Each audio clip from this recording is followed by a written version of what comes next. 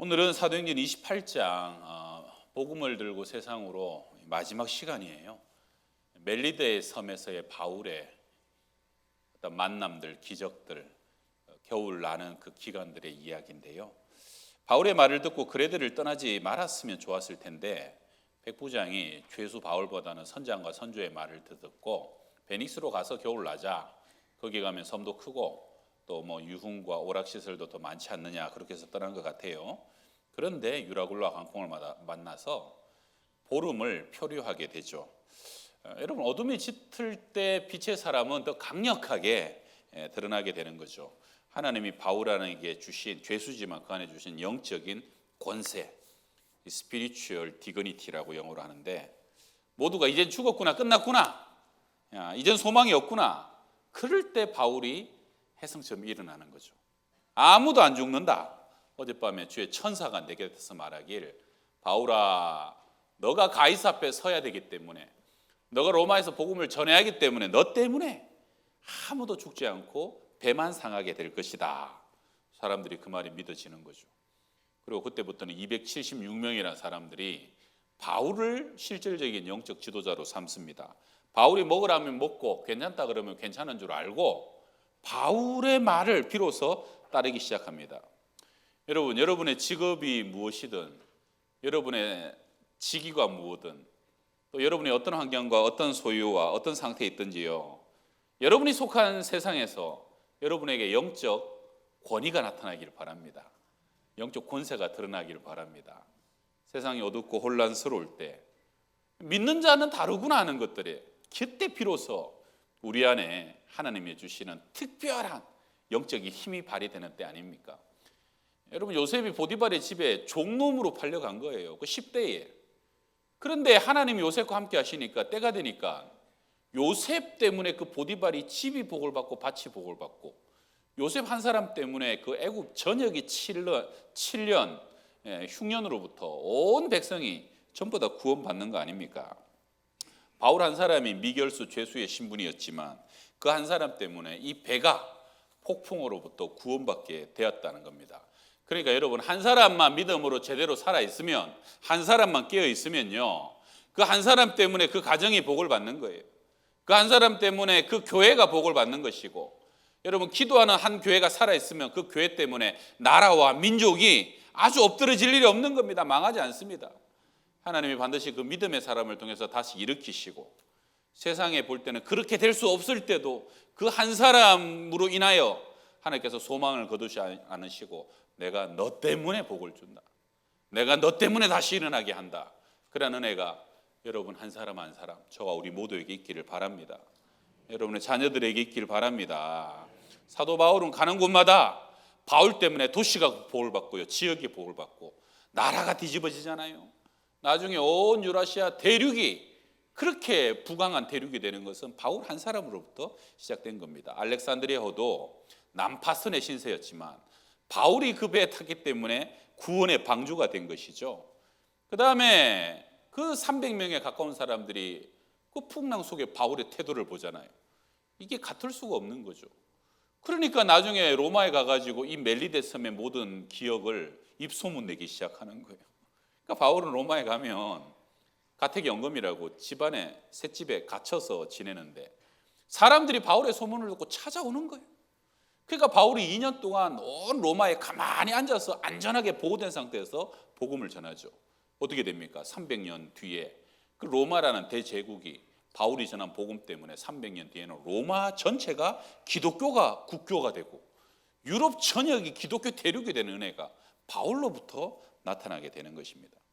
오늘은 바울이 그 풍랑 속에 우리가 한 섬에 걸리게 될 것이다 예언한 대로 멜리데 섬에 걸리게 됩니다. 그 섬의 이름이 오늘날 몰타섬, 지금도 존재하는 섬이에요.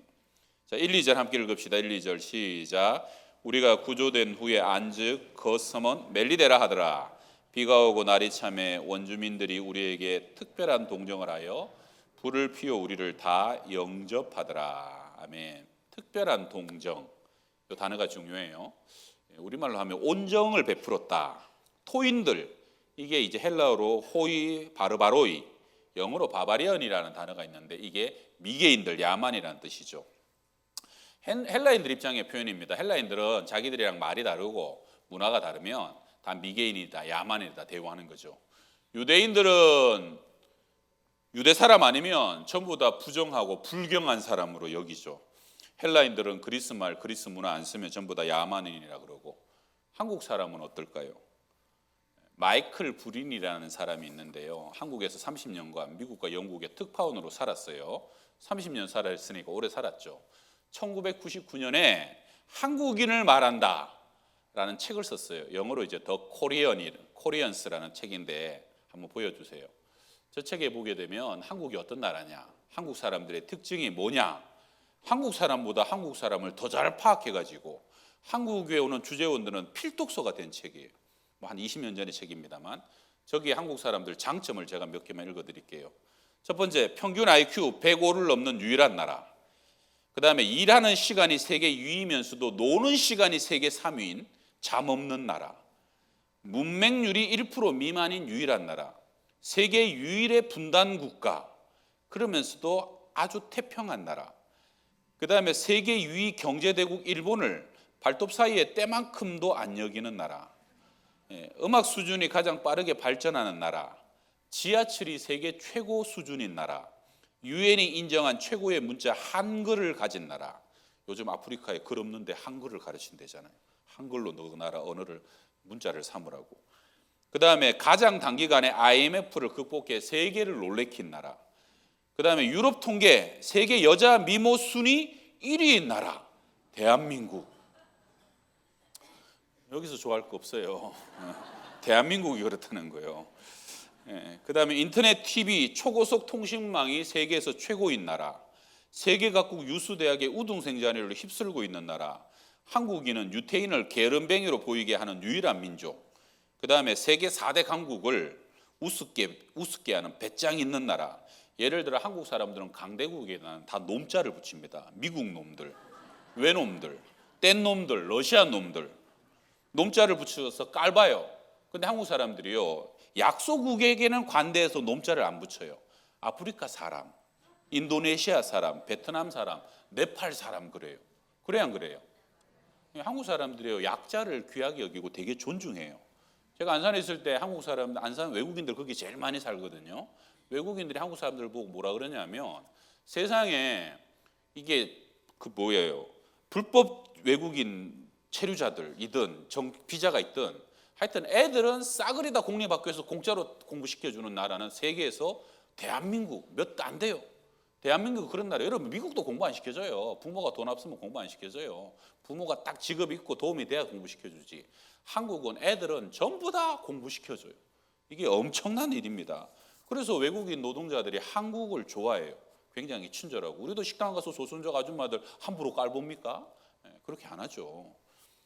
참 이게 복음적인데 이 멜리데의 토인들도 처음 보는 바울 일행 276명이니까 숫자도 엄청 많잖아요. 배가 난파됐어요. 지금 막 물에 빠져서 비와 생쥐꼴 됐는데 그들을 환대해주고 영접해주고 불을 피워주니까 그것 때문에 결국은 이 섬이 복을 받아요. 이게 환대의 영성인데 제가 여러분 환대의 영성은 몇 번 얘기했죠. 사람을 환대하고 우리 집에 받아들이고 내 마음에 진심으로 그를 영접하면 그 사람이 누구인지 보여요. 그리고 그 집에 환대해서 가면 그 집이 보인다니까요. 그래서 서로 안에 좋은 것들이 흘러가고 나눠집니다. 서로 하나님의 거룩한 영적인 선물이 흘러간다는 거예요. 예를 들어 아브라함이 집 앞에 나그네 3명들을 들어오시라라고 환대해가지고 송아리를 잡고 극진히 대접했죠. 그러니까 그 사람들이 우리가 하나님의 천사라고 자기들이 누군지 밝히잖아요. 그리고 아브라함은 그 사람들한테 내년에 아들이 있을 것이라는 큰 선물을 환대했기 때문에 받게 되는 겁니다. 엘리야가 사렙다 과부의 집에 갔을 때 먹고 죽으려는 그 마지막 가루를 엘리야를 떡을 만들어서 공개하고 대접합니다. 그러니까 엘리야가 하나님의 사람이라는 것을 알게 돼요. 엘리야가 그 집에 가루의 통이 끊어지지 않고 기름의 병이 끊어지지 않는 기적을 선물로 주잖아요. 1년 뒤에 아들이 죽었을 때 그 아들을 살려내는 선물을 받잖아요. 여러분 환대하고 받아들이면 그 사람이 보이는 거예요. 진짜 보이는 거예요. 피상적인 것이 아니라 정말로 저 사람이 하나님의 사람이고 그 사람에 있는 은사가 서로 간에 흘러가서 선물이 되고 풍성해진다니까요. 그게 신방이고 그것이 구역 예배고 그게 우리 집에 손님을 대접하는 축복인 겁니다. 예수님이 엠마오 두제자와 길에서 그렇게 얘기를 했지만 그들은 예수님이 누구신지 몰랐어요. 근데 집에 가자고 해가지고 떡을 먹고 나누고 주님의 떡을 딱 기도하고 뗄 때 영의 눈이 밝아지는 거예요. 비로소 예수님이 제대로 보이는 거죠. 그리고 그들은 일어나서 기뻐 부활을 증거하는 부활의 증인, 부활의 능력을 얻게 되는 주의 제자들이 되게 되는 겁니다. 오늘 멜리데 섬의 토인들이 이 바울과 일행을 대접함으로 바울 안에 복음과 기적을 선물로 받게 되죠. 자, 3절 읽어봅시다. 바울이 3절 시작. 바울이 나무 한 묶음을 거두어 불에 넣으니 뜨거움으로 말미암아 독사가 나와 그 손을 물고 있는지라. 표면적으로 보면 지금 고난이 계속 겹쳐요. 하필이 바울이 담배가 태풍을 만납니까?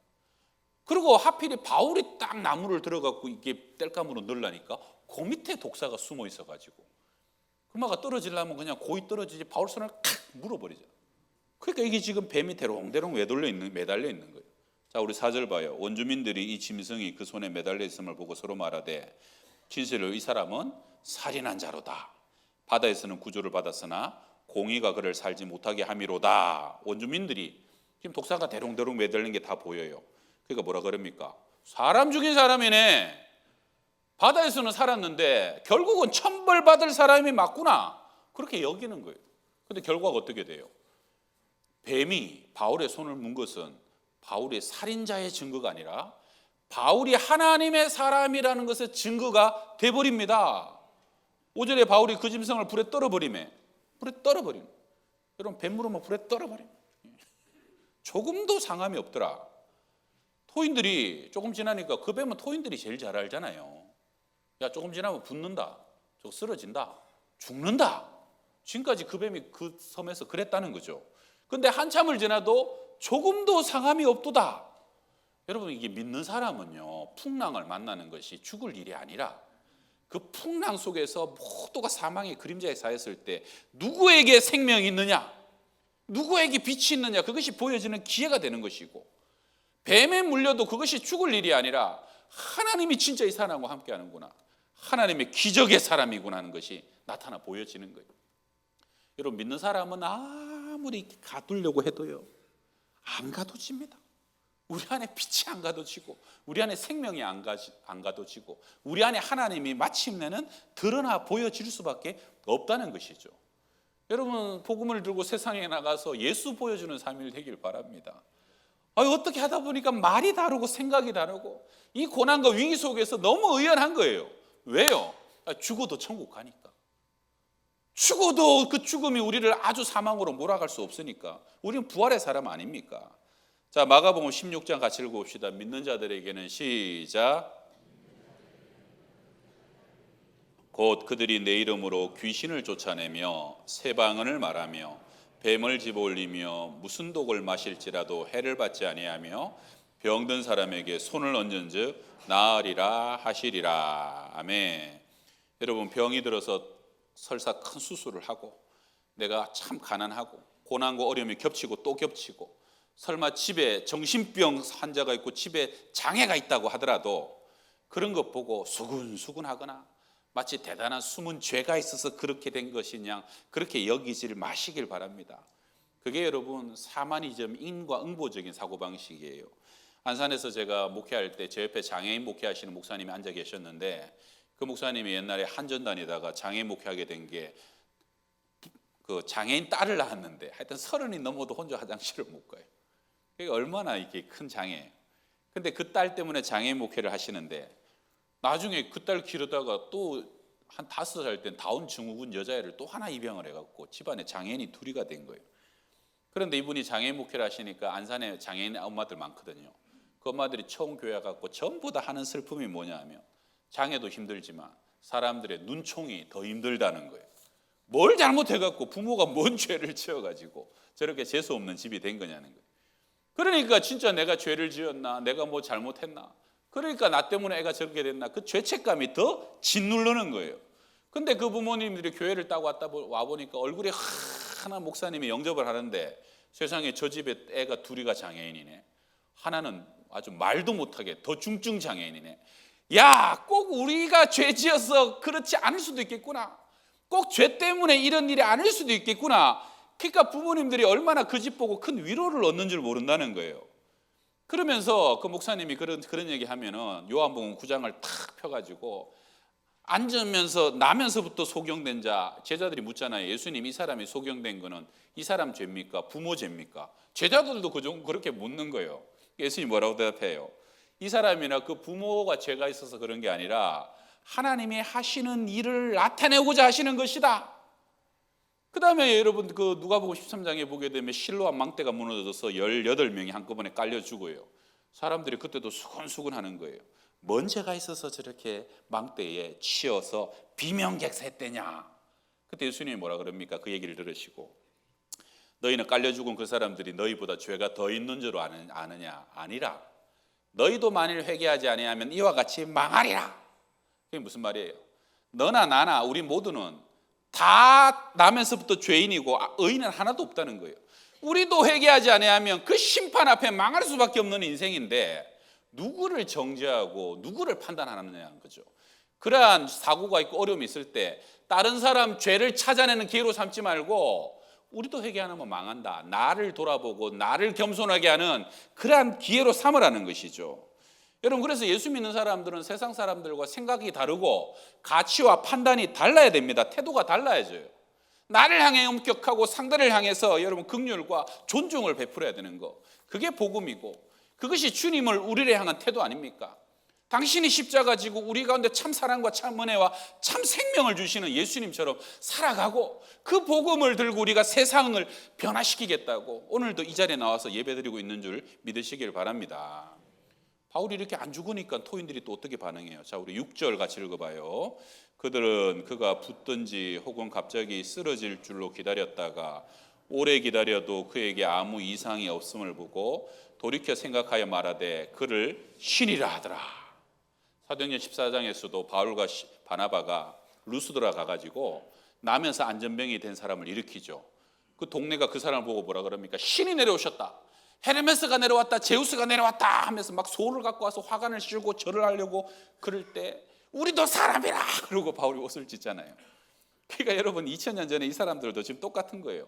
바울이 뱀에 물렸을 때는 그냥 저거 살인자다, 저거 천벌받을 놈이다 그러더니 오래 지나도 안 죽으니까 신이 오셨다라고 또 막 소리를 지르는 거죠. 여러분 만약에 우리도 예수 안 믿었으면 우리도 다 이렇게 살아가는 거예요. 우리를 예수를 믿음으로 이런 미신적인 사고에서 우리를 자유케 하신 하나님을 찬양하시길 바랍니다.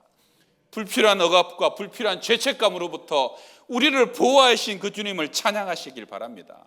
믿는 자는 거기서 넘어서 무슨 독을 마실지라도 해를 받지 아니하며 병든 사람에게 손을 얹은즉 나으리라. 여러분 우리는 자연법칙에 속해 있지만 하나님의 사명과 뜻과 하나님이 역사하시면 때로는 기적을 만드는 사람이 되는 거예요.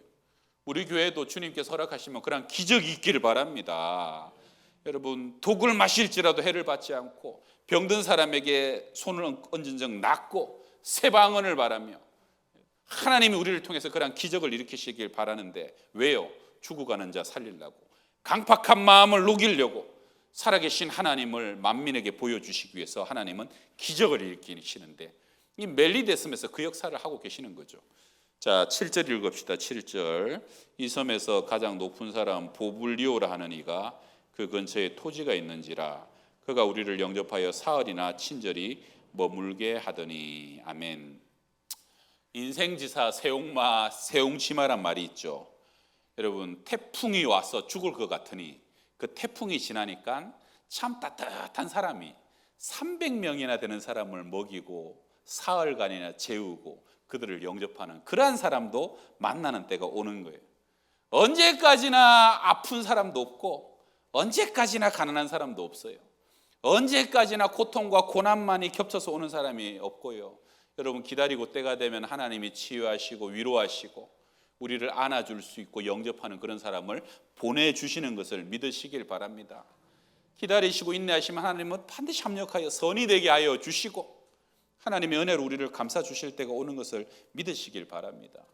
그 섬에 보블리오라 하는 사람이 아마도 이 사람이 로마의 식민지의 관료가 아닐까 싶은데 토지가 있다는 거예요. 얼마나 부자가인데 300명 가까운 사람들을 다 자기 집에 영접하고 대접했다는 거예요. 그 사흘 동안 바울이 보블리오와 만나갖고 뭘 했겠습니까? 바울이 보블리오와 뭘 했겠어요? 바울이 보블리오와 뭘 했겠습니까? 분명히 복음 전했죠. 살아서 태풍 속에서 나를 보호하신 하나님, 뱀에 물렸는데 어떻게 안 죽었어요? 믿는 자들에 따르는 하나님의 능력을 분명히 사도 바울이 전했죠. 1:1 양육을 속성가해처럼 하지 않았겠어요? 자, 그 다음에 8절 읽읍시다.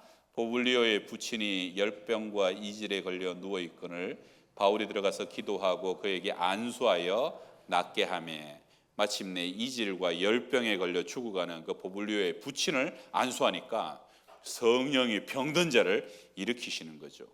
그러니까 결국은 이 섬이, 이 보블리오가 바울을 영접하고 환대하고 그 복음을 통해서 자기도 구원받고 부친까지 지방까지 살아나는 그런 은혜를 잊게 되었던 겁니다. 그리고 그 소문이 사방으로 번져나가기 시작하니까 9절에 이러므로 섬 가운데 다른 병든 사람들이 와서 고침을 받았다. 전성에 하면 이 보블리오가요, 멜리데의 최초의 감독이 되고 나중에 순교합니다. 실제로 이 멜타 섬에는 지금도 이 멜타 섬 사람들이 바켓 때 숨어서 함께 예배드렸던 지하 공간이 카타콤처럼 남아 있어요. 이 멜타 섬은 성 바울 항구, 성 바울 성당, 몇 년 전 통계입니다만 40만 명의 인구 중에 98%가 기독교인, 온 섬이 다 하나님을 찬양하고 하나님을 섬기는 그런 축복의 나라가 되어버렸다는 겁니다. 할렐루야. 그 다음에 마지막 10절에 봅시다. 후한예로 우리를 대접하고 떠날 때에 우리 쓸 것을 배에 실었더라. 지중해는 원래 11월부터 2월까지 항해를 못해요. 겨울 나고 공식적으로는 3월 10일이라 그러던데 3월에 배가 재개되니까 다른 배가 와서 그 300명을 다 태우는 거예요. 그리고 가는데 지금 3개월 넘게 먹이고 재우고 씻어졌잖아요. 근데 가는 그날도 어떻게 해요? 로마까지 갈 때 또 먹으라고 쓸 것을 태워주고 피로를 쟁겨주고 잘 가라고 손을 들고 환송해 줬다는 거예요. 왜 그렇습니까? 여러분, 세상에서 제일 고맙고 감사한 일이 뭐예요? 예수 전해주는 사람이에요. 복음 전해주고 나 교회 데려가줘서 구원받게 해준 사람이 최고 알고 지나고 보면 감사한 거 아닙니까? 여러분, 나에게 생명을 주고 나에게 좋은 교회를 소개해 준 사람보다 더 고마운 일이 어디 있습니까? 여러분, 인생에 진짜 가치 있는 일을 찾으십니까? 우리 젊은이들 인생에 가성비 높은 일을 찾으셔요. 전도하시길 바랍니다. 한 사람 영혼 구원하시길 바랍니다. 생명을 구원하시길 바랍니다. 아멘을 안 하셔요.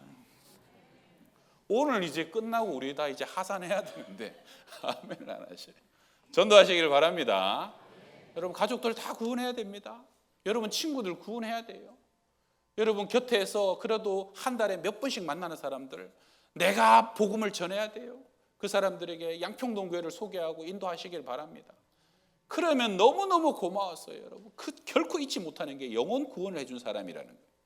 그 이후에 바울이 탄 배가 수라구사로 레기온으로 보디올로, 그래서 우리 14절 거기서 형제들을 만나 그들의 청함을 받아 이래를 함께 머무니라. 그래서 같이 읽어요. 시작. 그래서 우리는 이와 같이 로마로 가니라. 아멘. 예루살렘에서 출항한 배가, 예루살렘에서 어디예요? 예루살렘에서 그 잡혔던 바울이 가이사랴에서 또 2년을 감옥 생활하다가 다시 배를 타고 그냥 몇 달을 걸려갖고 보름을 여러분 그 폭풍에 시달리다가 마침내 로마로 가게 되었다는 거예요. 자, 사도행전 1장 8절 유명한 말씀, 우리 사도행전 전체의 요절입니다. 함께 읽읍시다. 시작. 오직 성령이 너희에게 임하시면 너희가 권능을 받고 예루살렘과 온 유대와 사마리아와 땅끝까지 이르러 내 증인이 되리라 하시니라. 아멘. 외우셨죠? 한번 해봅시다. 시작.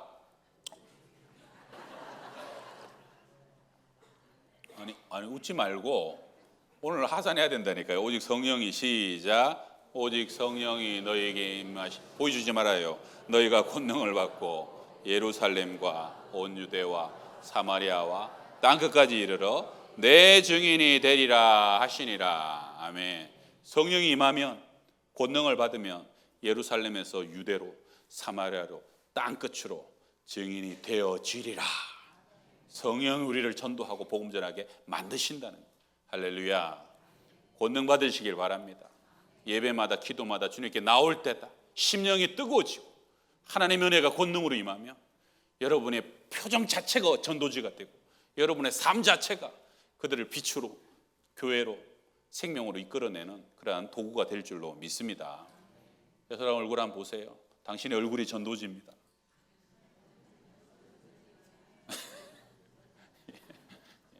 우리의 삶이 전도지가 되시길 바랍니다. 제가 수요 예배 때 한 여인을 소개했는데 여러분과 함께 한 번 더 소개합니다. 이분은 킴 웍스라는 여자분인데 1947년생이에요.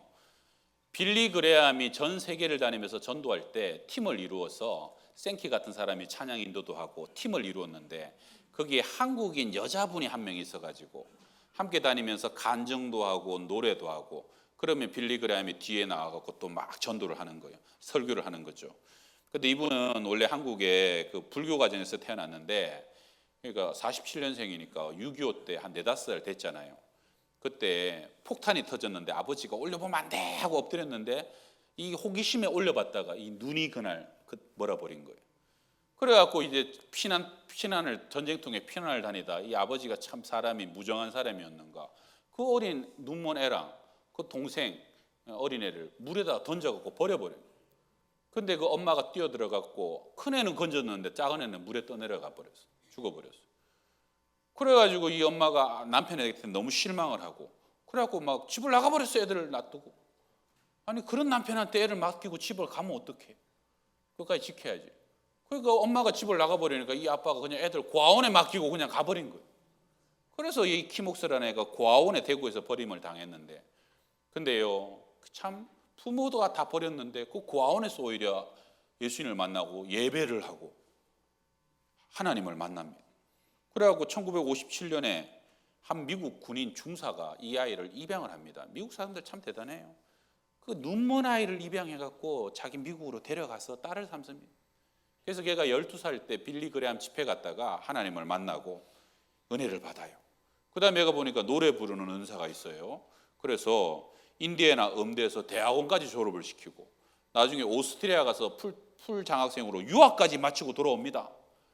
그래갖고 이 딸이 이 키목스가 빌리 그레암 팀에 헌신을 하게 되고 풀타임 사역자로 그 팀을 따라다니면서 빌리 그레암 목사님 설교 직전에 찬양하고 간증을 해갖고 사람 마음을 막 녹이고 여는 거예요.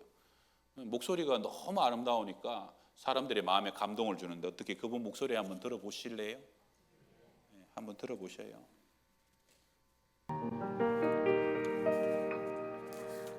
The love of God is greater far than tongue or pen can ever tell.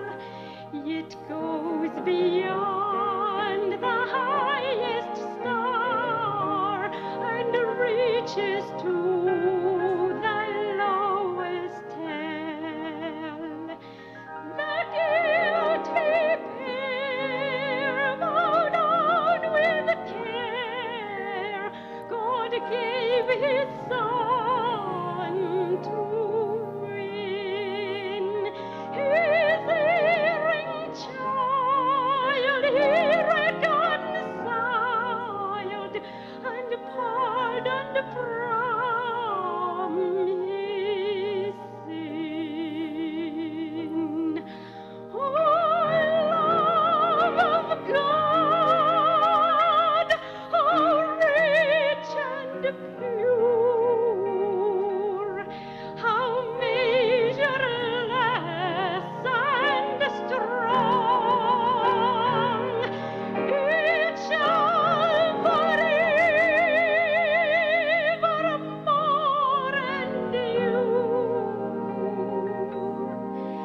The saints and the angels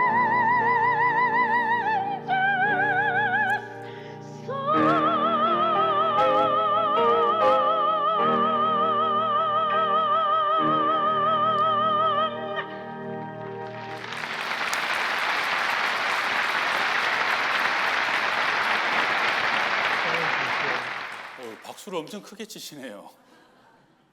여러분 놀라운 일이 저분 영어로 부르는데 여러분 다 한국말로 들리죠? 우리 양평도 수준이 그 정도예요.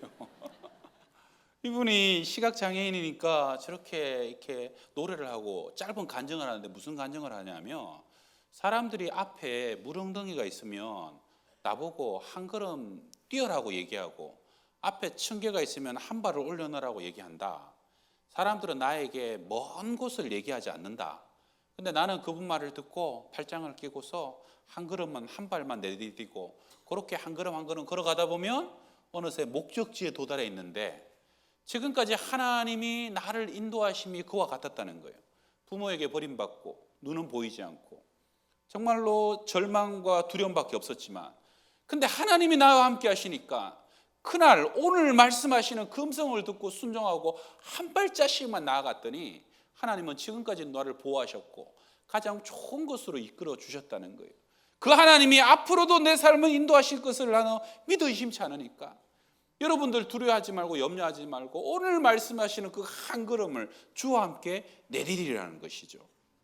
그래서 여러분 50년 전에 저렇게 눈먼 여인이 저렇게 복음을 전하고 하나님께 사용받았으면 저와 여러분이 걱정할 것은 없는 거죠. 우리 사랑하는 우리 양평동교회 성도 여러분, 복음을 들고 세상으로 한 해 동안 사도행전을 묵상했습니다.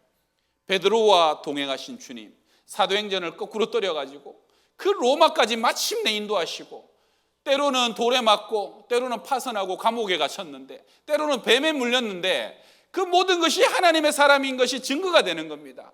하나님이 함께 하시면 여러분 두려워할 것도 없고 염려할 것도 없고 마침내 하나님의 능력을 드러내는 사람으로 저와 여러분을 사용하기 원하시는 줄 믿습니다.